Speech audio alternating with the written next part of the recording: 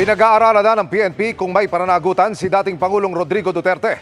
Matapos amining alam niya kung nasaan si Pastor Apollo Kibuloy na tinutugis ng pulisya. Nakatutok si Jonathan Andal. Pastor, siguro mag-surrender. Huwag mag-surrender, tago ka na lang. Pero kung tanungin mo kung saan si Pastor, alam ko kung saan si Pastor.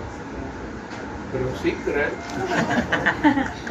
Pinag-aaralan na ng Philippine National Police ang pahayag na ito ni dating Pangulong Rodrigo Duterte kaugnay ng pinaarestong si Pastor Apollo Kibuloy na wanted sa mga kasong sexual abuse at human trafficking. Obviously, ang isang tao na alam na ang kinakokoonan ng isang wanted person may be held liable for obstruction of justice. But then again, papag-aralan muna po ng mga abogado po ng PNP if those statement may constitute